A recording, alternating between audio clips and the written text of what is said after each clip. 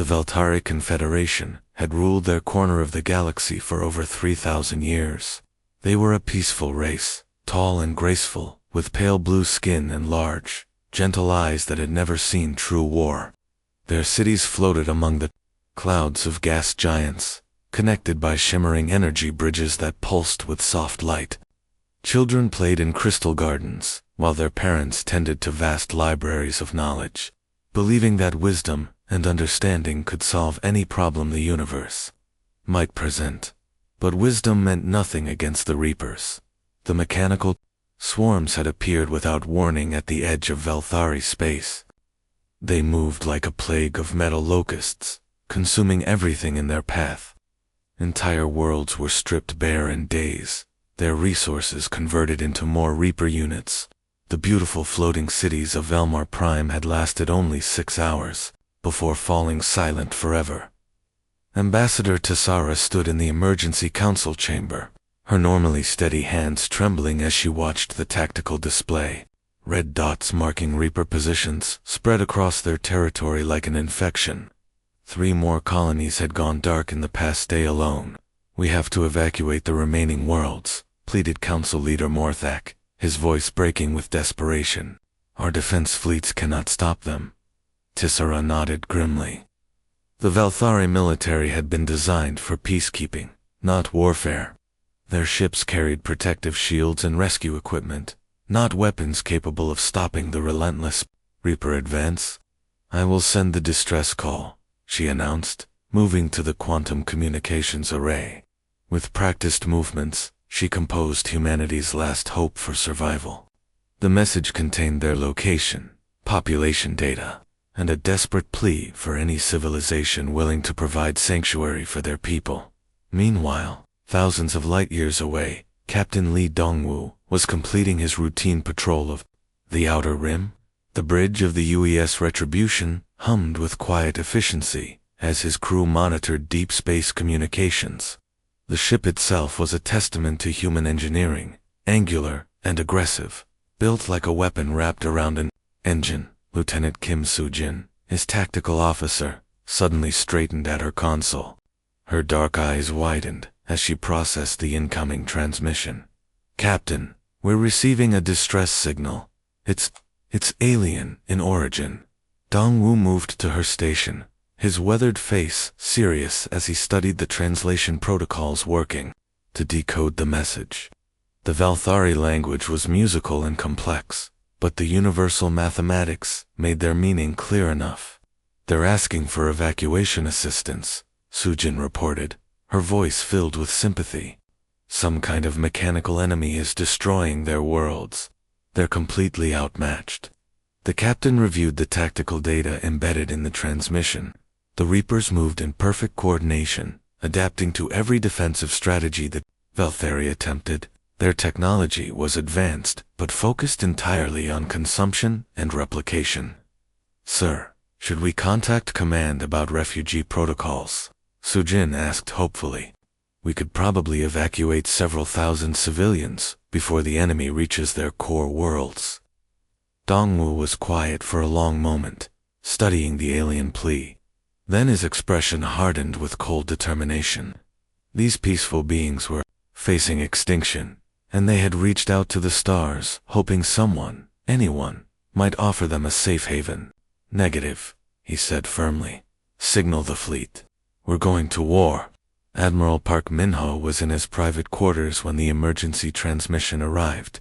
At 62 years old, he had seen more combat than most officers could imagine. Scars crisscrossed his hands from boarding actions on pirate vessels, and his left eye was artificial after a close encounter with alien raiders 5 years earlier. The walls of his cabin were lined with commendations, but also with photos of fallen comrades who hadn't made it home.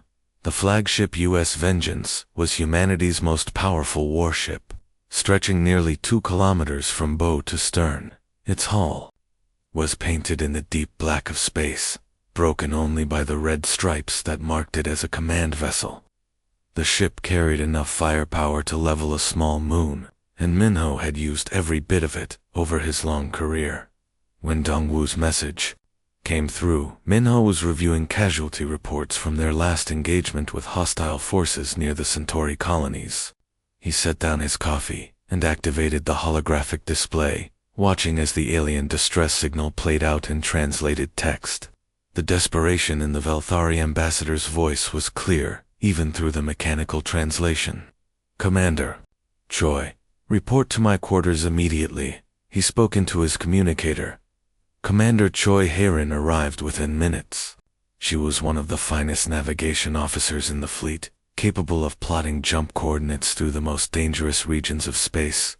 Her analytical mind had saved countless human lives by finding safe routes through hostile territory. "Sir, I've already begun analyzing the alien star charts," she said, projecting a three-dimensional map of Velthari space above his desk. "The enemy positions are marked in red." Minho studied the tactical situation carefully. The Reaper forces were spreading in a clear pattern, consuming resources and moving deeper into inhabited systems. Their advance was methodical and relentless. "What do we know about the Velthari themselves?" he asked. Heron pulled up biological data that their computers had extrapolated from the transmission. "They're herbivorous prey species, sir. Large eyes adapted for spotting predators, flexible limbs for escaping through difficult terrain. Their military doctrine appears to focus entirely on defensive shields and evacuation procedures." The Admiral leaned back in his chair, processing this information. In his experience, species that evolved as prey rarely developed the killer instinct necessary for effective warfare. They thought in terms of survival and escape, not attack and destruction. "Their ships are designed for protection and rescue," Heron continued. "Energy shields, medical bays, large cargo holds for evacuating civilians. I don't see any evidence of serious offensive weapons." Minho nodded grimly. "Then they've never seen real predators at work." "How long to reach their territory?"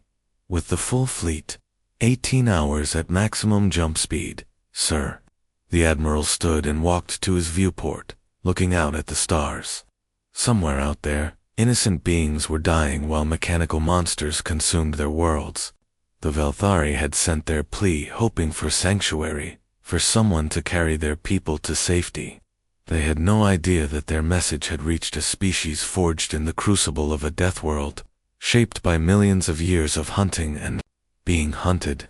"Ready the 7th Fleet for immediate deployment," he ordered. "All ships, combat readiness. We leave within the hour." Within minutes, alarms were sounding throughout the massive fleet. 50 human warships began their preparation sequence, their hulls bristling with weapons designed for one purpose: complete annihilation of threats to innocent life. Captain Tissera was monitoring the evacuation of the outer colonies when her sensor operator suddenly went rigid with shock. The young Velthari's pale blue skin turned almost white as he stared at his display screen. "Captain, I'm detecting massive energy signatures at the system's edge," he reported, his voice trembling.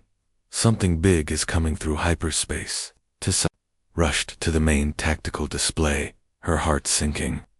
The Reapers had found their core worlds faster than expected. But as the readings came into focus, she realized something was wrong.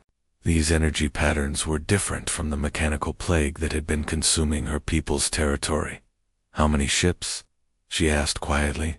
"I count, 50 distinct signatures, Captain, maybe more. They're huge." The bridge fell silent, except for the soft humming of their equipment. Every Velthari present knew they were witnessing either their salvation or their final moments. Their own defense fleet consisted of 12 vessels designed for protection and rescue, not warfare. Whatever was coming had enough firepower to destroy their entire civilization. Then space itself seemed to tear open. The alien vessels materialized like nightmares given form. Each ship was massive, angular, and painted in colors that seemed to absorb light rather than reflect it, where Velthari designs curved gracefully like flowing water. These ships were built like weapons, all sharp edges and brutal efficiency. Gun turrets bristled from every surface. and their hulls bore the scars of countless battles. Tessera gasped as she took in the sight. These weren't rescue ships or diplomatic vessels. These were warships built by a species that understood violence on a level her people had never imagined. The largest vessel at the center of the formation was nearly 3 times the size of her flagship, its hull marked with symbols she didn't recognize. "They're scanning us," her communications officer reported nervously. "The scans are ... very thorough. They're mapping our entire defensive grid." Before Tessera could respond, her speakers crackled with an incoming transmission. The voice that emerged was deep, controlled, and carried the weight of absolute authority. "Unknown vessels. This is Admiral Park Minho of the Terran Defense Force. We received your distress call. Prepare tactical data on all Reaper positions." The words hit Tessera like a physical blow. These aliens had received their plea for help, but instead of arriving with evacuation ships and medical supplies, they had brought a fleet designed for war. The translation systems worked quickly, but she could hear the coldness in the alien commander's voice, even through the mechanical interpretation. "You, ... double quotes," she began, then stopped to steady herself. "You came to fight." The response came without hesitation, spoken with the certainty of someone who had never known defeat. "We came to eliminate the threat. Stand aside and let the Deathworlder work." The word Deathworlder sent a chill through every Velthari on the bridge. They had heard whispers of such beings in the deepest corners of galactic communication networks, species forged on worlds, so violent that merely surviving to adulthood created natural-born killers. Most civilized races dismissed such stories as myths. "Captain," her sensor operator whispered, "their weapon signatures are... they're unlike anything in our databases. The energy output alone could crack a moon." Tessera stared at the tactical display showing the human fleet spreading into attack formation. These beings had crossed the galaxy not to rescue her people, but to hunt down and destroy the Reapers. They moved with the coordination of apex predators, each ship taking position with military precision that spoke of countless battles, fought and won. For the first time since the crisis began, Tess felt something other than despair. These humans might actually be able to stop the mechanical plague that had consumed so many worlds. The briefing room aboard the UES Vengeance was designed for function, not comfort. Metal walls lined with tactical displays surrounded rows of reinforced seating, where Colonel Yang Jahoon's Marines sat in perfect formation. Each soldier wore combat armor that had been tested in dozens of conflicts across human space, their weapons maintained with the care of professionals who knew their lives depended on their equipment. Jihoon himself was a veteran of 23 years of military service. His face bore the weathered look of someone who had seen combat on hostile worlds where the gravity could crush most species and the atmosphere burned unprotected skin. A jagged scar ran from his left temple to his jaw, a souvenir from a pirate raid on the mining colonies near Proxima Centauri. "Listen up," he began, his voice carrying the authority of experience. "We're facing an enemy that adapts. The Reapers study whatever kills them and become immune to it. That's how they've been steamrolling through Velthari space." The assembled Marines nodded. They had reviewed the tactical reports during the journey, studying footage of Reaper attacks that the aliens had managed to transmit before their worlds went dark. The mechanical creatures moved with hive-mind coordination, learning from every encounter. "Their weakness is also their strength," Jihoon continued, pointing to a holographic display showing Reaper anatomy. "They're machines. They think in patterns, calculate probabilities, optimize their responses, but they don't understand chaos." Sergeant Parksora raised her hand. "Sir, what about their adaptive armor?" "Good question. Intelligence reports show they've developed immunity to Velthari energy weapons after just 3 encounters. But here's the thing, the aliens only use clean, precise energy beams. They don't think like predators." Jihoon activated another display showing human military doctrine. Unlike the defensive strategies favored by most galactic civilizations, human tactics were built around overwhelming aggression and adaptability. We use kinetic rounds, explosives, and good old-fashioned violence, he explained with grim satisfaction. Bullets don't care about energy shields. Grenades don't have frequency signatures to adapt to. And when all else fails, we have bayonets. The Marines chuckled at this last comment. It was an old joke among human soldiers that no matter how advanced warfare became, sometimes the solution was getting close enough to stab the enemy. Major Lim Soyoung looked up from checking her rifle's ammunition feed. "Sir, the aliens are asking if we need their shield generators. They want to help with our defensive preparations." Ji-hoon's smile was cold and predatory. "Tell them shields are for prey. We're the hunters." Near the back of the briefing room, a small group of observers watched the proceedings with growing horror and fascination.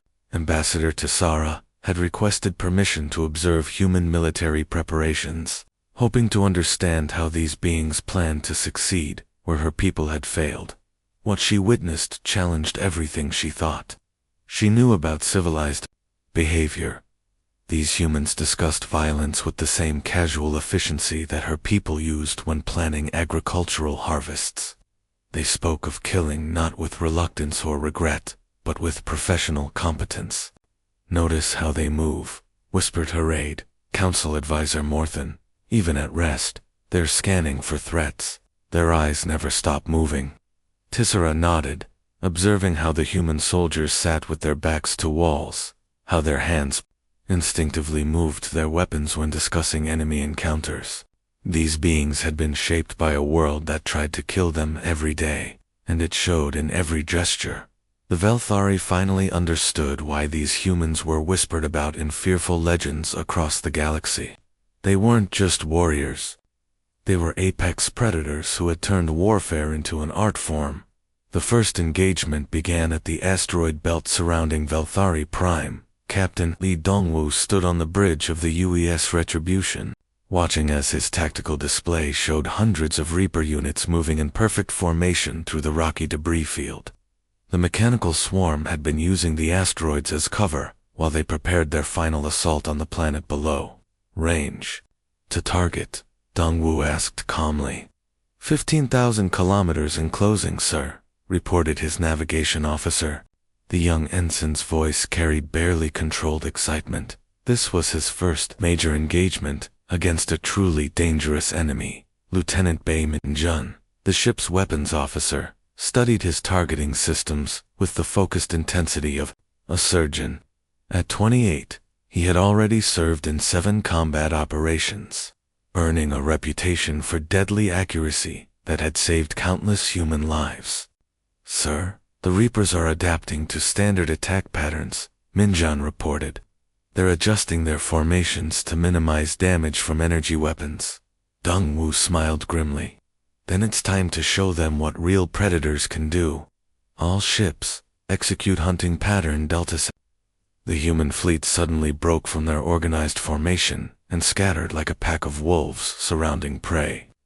Each destroyer moved independently, using the asteroid field's chaotic environment to their advantage.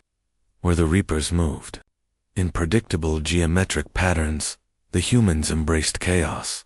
"Contact," shouted the sensor operator as the first Reaper units opened fire. Blue energy beams lanced through space, striking the positions where human ships had been moments before. But Dongwoo had already rolled his destroyer behind a massive asteroid, using the rock as both shield and launching point for his counterattack. "Target their central processors," he ordered, as the Retribution emerged from cover. "Min-jun, give them everything we have." The ship's plasma cannons erupted in brilliant flashes of superheated matter, unlike the precise energy beams favored by most galactic civilizations. Human weapons were designed for maximum destructive impact. The plasma tore through Reaper holes like molten claws, melting armor and destroying internal systems in cascades of sparks and flame. Aboard the Velthari command ship, Ambassador Tissera watched the battle unfold with growing amazement. Her people's military doctrine emphasized defensive formations and coordinated retreat when faced with superior numbers. But the humans were doing the opposite. They were attacking with reckless aggression, despite being outnumbered 3-1. "How are they moving like that?" asked her tactical advisor, staring at the display in disbelief. Human ships were performing maneuvers that should have been impossible, spinning through asteroid fields while maintaining perfect firing solutions on their targets. They're not fighting like a military force, Tissera realized. They're hunting. The human ships moved with the coordinated instincts of pack predators. When one destroyer drew Reaper fire, 2 others would attack from different angles. When the enemy adapted to their plasma cannons, the humans switched to kinetic weapons that punched through armor with brutal efficiency. Lieutenant Minjon coordinated, his ships fire with mechanical precision, his targeting computer linked to the other human vessels through quantum communication networks. "Direct hit on Reaper Formation Alpha," he reported. "Their central command node is destroyed." The effect was immediate. Without their coordination system, the Reaper units began acting independently, their perfect formations dissolving into chaos. The humans pressed their advantage ruthlessly, closing in for the kill like wolves bringing down wounded prey. "Sir, the enemy is attempting to retreat," reported the communications officer. Dongwu's expression was cold as winter on Earth. "No survivors. These machines have killed too many innocents to deserve mercy." The Velthari watched in awe as human ships pursued the fleeing Reapers through the asteroid field, their formations designed not for protection, but for maximum killing potential. These Deathworlders fought as if born for war itself. The colony of Velmer had once been a jewel among the Velthari worlds. Its crystalline spires had reached toward twin suns, while millions of peaceful beings tended floating gardens that drifted through the clouds. Now, it was a graveyard of twisted metal and shattered dreams, its atmosphere thick with toxic smoke from burning cities. Colonel Young Ji-hoon studied the tactical map one final time before giving the order to advance. His Marines had landed on the planet's surface 3 hours ago, their drop pods cutting through the poisoned sky like falling meteors. The environment that greeted them would have killed most galactic species within minutes. Radiation levels that cooked organic tissue, gravity twice what most beings could handle, and air so thick with metallic particles that each breath was like swallowing ground glass. For humans, it was just another day at the office. "Remember, these Reapers have been feeding on this world for weeks," Ji-hoon told his squad leaders over the comm system. "They know the terrain, they've set up defensive positions, and they'll use every dirty trick they can think of. Good thing we're dirtier." Sergeant Park Sora adjusted her helmet's filtration system as she led her squad through the ruins of what had been a Velthari cultural center. At 31, she had served on 7 different hostile worlds, each one trying to kill her in creative new ways. The toxic atmosphere of Velmer barely registered compared to the acid storms of Kepler 442b, or the radiation fields surrounding the mining stations near Alpha Centauri. "Movement ahead," whispered Corporal Lee Taewon, his enhanced vision picking up heat signatures through the thick smoke. "Looks like a Reaper patrol. 6 units, moving in formation." Sora hand-signaled her squad to spread out, using the rubble of collapsed buildings for cover. The Velthari architecture, once beautiful and flowing, now provided perfect hiding spots for human soldiers who had learned to fight in urban environments where every shadow might hide an enemy. "On my mark," she whispered, raising her rifle. The weapon in her hands was a masterpiece of human engineering, designed not for elegance or efficiency, but for the singular purpose of destroying whatever it was pointed at. Private Kim Genesio, the youngest member of the squad at 19, positioned himself behind a chunk of twisted metal that had once been part of a Velthari transport.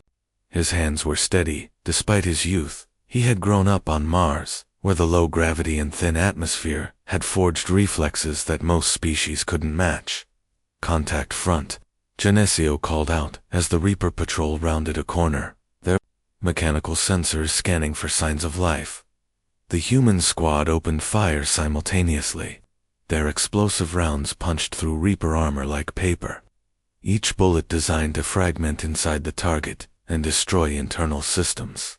The mechanical beings tried to adapt, their armor shifting to deflect energy weapons. But human ammunition didn't care about adaptive defenses. One Reaper unit managed to return fire, its energy beams scorching the ground where Sora had been standing moments before. But she was already moving, using the chaotic terrain to her advantage as she flanked the enemy position. "These things are tough," Geneseo reported as he reloaded, "but they don't think like soldiers. They calculate. We improvise." High above the battlefield, Velthari observers watched the engagement through long-range sensors. Their military advisors struggled to understand what they were seeing. These human soldiers moved through environments that would kill most species, fighting with a combination of tactical intelligence and savage instinct that defied all conventional military doctrine. "How do they survive in those conditions?"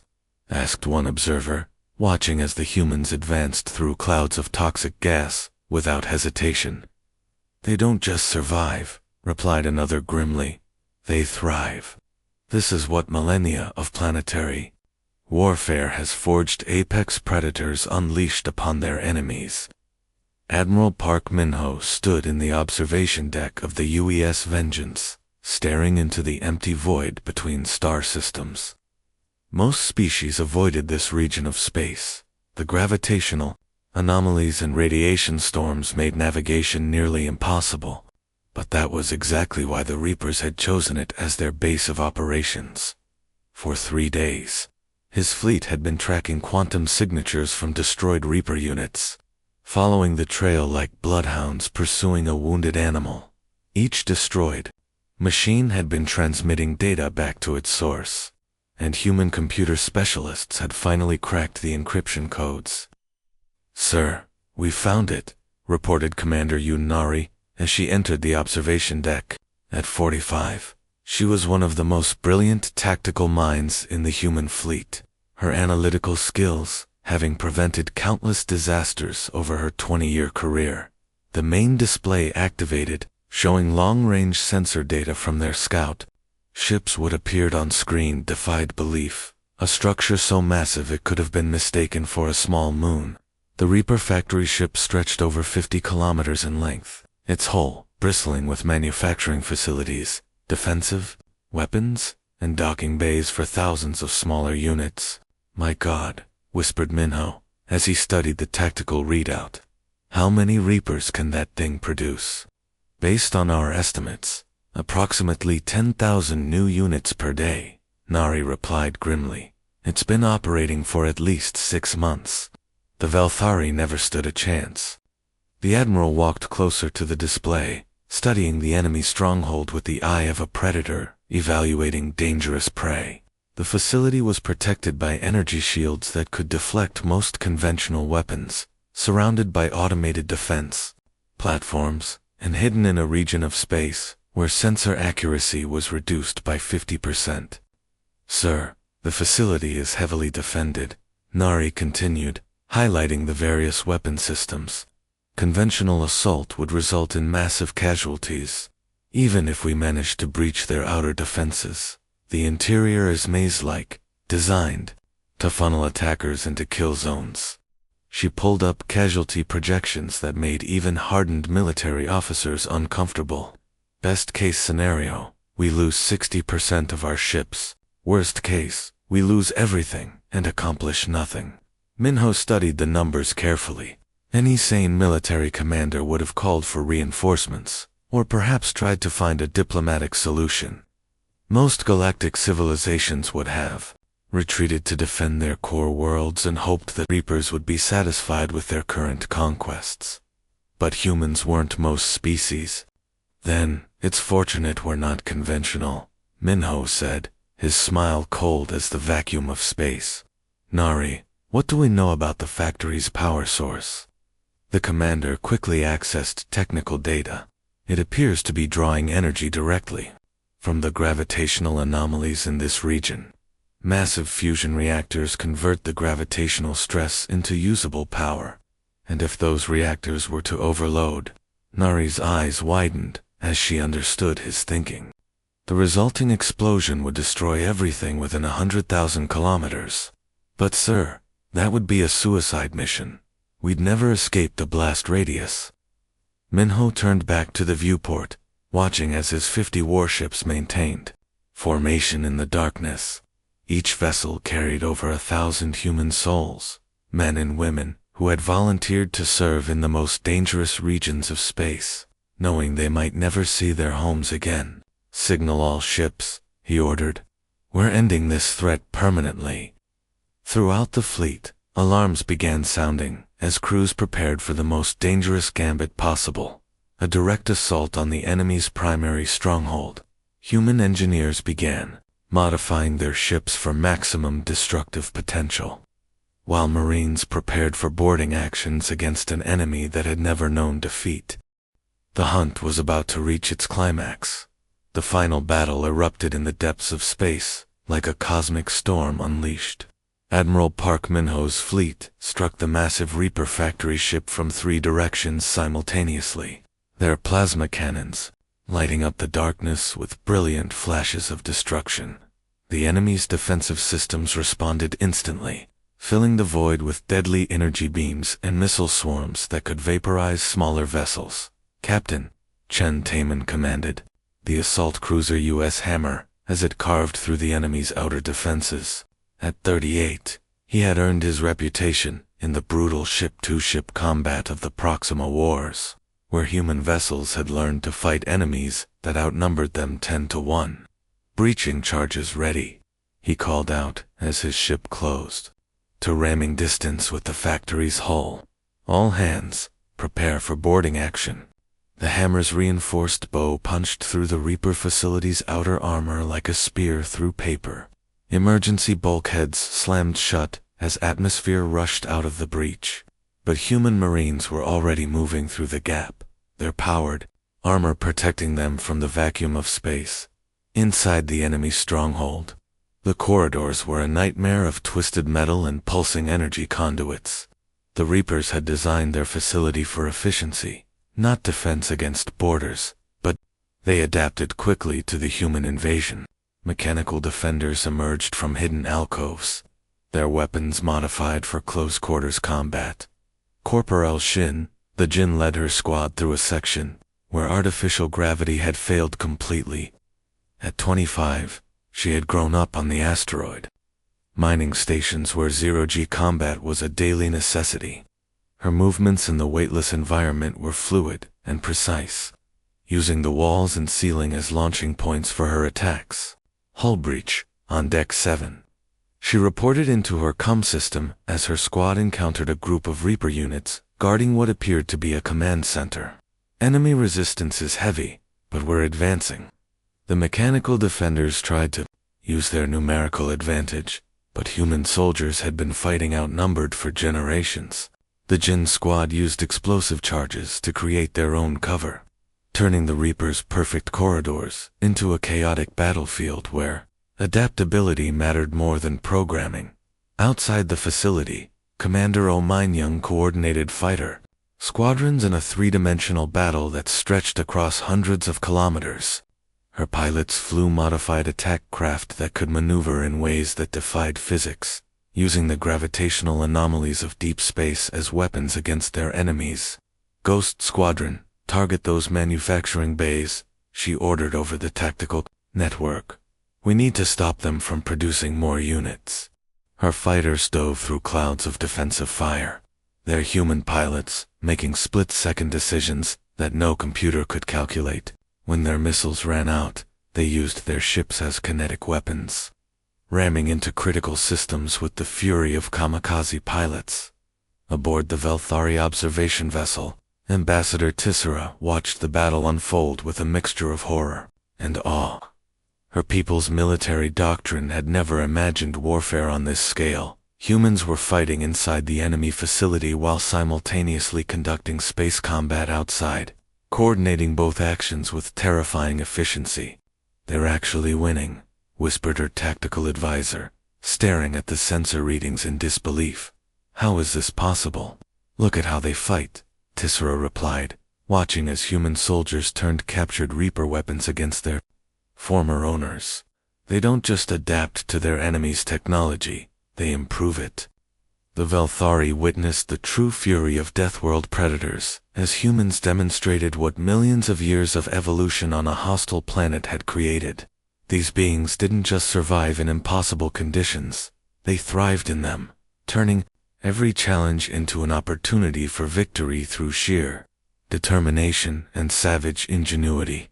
The silence that followed the destruction of the Reaper factory ship was more profound than any sound. For the first time in months, Velthari space was truly quiet. No more distress signals. No more worlds going dark. No more mechanical screams of dying civilizations. The massive enemy stronghold had been reduced to glowing debris scattered across the void, its threat eliminated forever. Admiral Park Min-ho stood on the bridge of the UES Vengeance, reviewing casualty reports with the grim satisfaction of a job completed. They had lost 7 ships and over 3,000 personnel in the final assault. But the alternative would have been the extinction of an entire species. The cost had been acceptable, even if the families of the fallen might disagree. "Sir, the Velthari are requesting permission to come aboard," reported his communications officer. "Ambassador Tissera wishes to speak with you personally." Minho nodded, straightening his uniform. After 3 days of continuous combat, he looked like what he was, a warrior who had seen too much death and carried the weight of command like a physical burden. The artificial eye that replaced the one he had lost years ago glowed softly in the bridge's dim lighting. The meeting took place in the ship's conference room, a sterile chamber designed for military briefings rather than diplomatic ceremonies. Ambassador Tissera entered with a small entourage of her people, their graceful movements a stark contrast to the angular efficiency of human design. "Admiral," she began, her voice carrying the formal cadence of someone accustomed to diplomatic protocol, "on behalf of the Velthari Confederation, I offer our deepest gratitude for your intervention. Without your help, our entire species would have faced extinction." Minho studied the alien diplomat carefully. She was tall and elegant, with the large eyes and flexible limbs typical of prey species. But he could see strength in her bearing that spoke of leadership under impossible pressure. "We did what needed to be done," he replied simply. Tissera gestured to her aides, who produced a collection of crystalline data cores and precious metal artifacts. These contain the accumulated knowledge of our civilization, our history, our science, our art. We offer them as payment for our salvation, along with exclusive mining rights to our outer systems and preferential trade agreements that will benefit your people for generations. The offered treasures would have made any human colony wealthy beyond measure. The Velthari had access to rare minerals that were essential for faster-than-light travel, and their accumulated scientific knowledge could advance human technology by decades. Minho looked at the gifts for a long moment, then shook his head. "Keep your tribute." The ambassador's confusion was obvious. "I don't understand. Surely there must be something we can offer in return for such a service." "There is," Minho said, walking to the viewport that showed the scattered remains of the Reaper facility. "Just remember this day. Remember that when innocent species are threatened, the Deathworlders will come." He turned back to face her, his scarred features serious. "Spread the word throughout the galaxy. Tell them what happened here. Let every peaceful civilization know that Earth's children don't abandon those who need protection." Tissera nodded, slowly, beginning to understand. This wasn't about payment or political advantage. It was about establishing a principle that would echo across the stars. Within hours, the human fleet began its departure sequence, as the ships powered up their hyperspace drives. The Velthari watched from their observation vessels with a mixture of relief and newfound respect, As the human fleet vanished into hyperspace, the Valthari understood they had been saved by the galaxy's most feared predators. The monsters other species fled from had chosen to be their protectors instead.